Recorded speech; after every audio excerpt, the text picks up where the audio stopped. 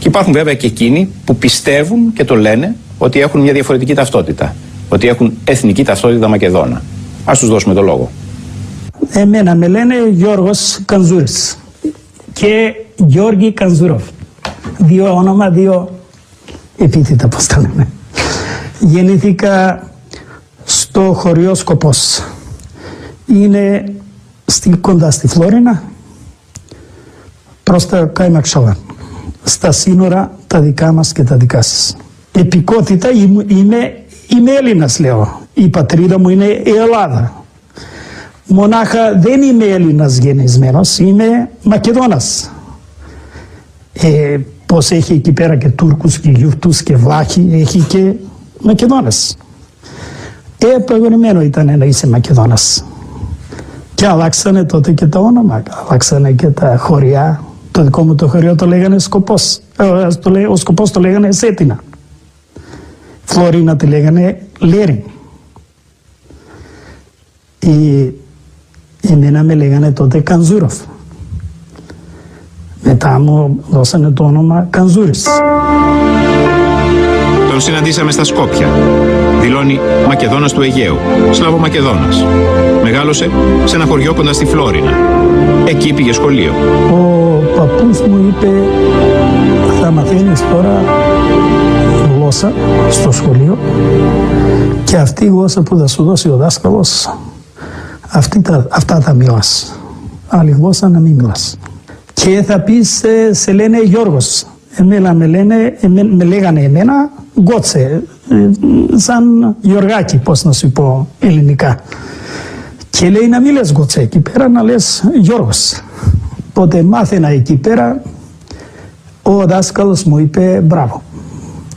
Και λέει πώς σε λένε παιδί μου, λέω με λένε Γκότσε. Ξέχασα να πω Γιώργος. Και μου είπε στρώσε τα χέρια, τα έστρωσα τα χέρια και με χτύπησε τόσο πολύ που όλα αυτά τα νύχτια μου τα άνοιξε. Και άρχισα να κλαίω, πηγαίνω στο σπίτι, λέω στον παππού μου γιατί, τι λάθος έκανες. Λέω δεν ξέρω τι έκανα, μονάχα όλα τα μιλούσα καλά, με ρώτησε πώς είναι. Λέω Γκότσε, αυτός μου είπε πάλι ο Βούλγαρος και άρχισε να με χτυπάει. Έφυγε με τη μάνα του και τον μικρότερο αδελφό του το 1948. Ένα ακόμη από τα παιδιά του πεδομαζώματος. Ήρθανε ο στρατός, άρχισε να πορευλάει. Απ' τη άλλη μεριά ήταν οι αντάρτες, άρχισαν και αυτοί να περιβουλάνε. Κάψανε κάπου 4-5 σπίτια και ο λαός άρχισε να τρέμεται, να φοβάται και άρχισε να κλαίει, να φωνάζει. Εμένα με πήρε η μητέρα μου, ο πατέρας μου ήταν αντάρτης, το πήρανε το 46 του χρόνου.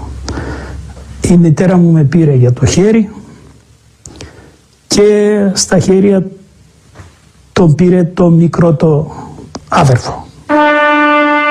Ακολουθώντας τη διαδρομή των παιδιών του εμφυλίου, ο Γιώργος, η Γκότσε, όπως πολλοί Σλαβόφωνοι των χωριών της Βόρειας Ελλάδας, έφτασε στην Ουγγαρία και από εκεί κάποια στιγμή στα Σκόπια. Εδώ απέκτησε νέα ταυτότητα, Μακεδόνας. Η Ελλάδα πήρε το όνομα, έχει ένα όνομα Έλληνας. Εμείς πήραμε το όνομα Μακεδόνη. Και τώρα πολύ δύσκολο είναι να πεις κανένα που δεν είσαι Μακεδόνας. Εγώ με ποιο να μιλάω εδώ πέρα, ποιο να τα είδω.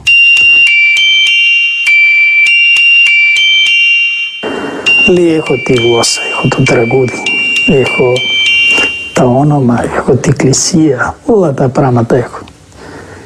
Αν δεν έχω το όνομα Μακεδόνας δεν είμαι τίποτα.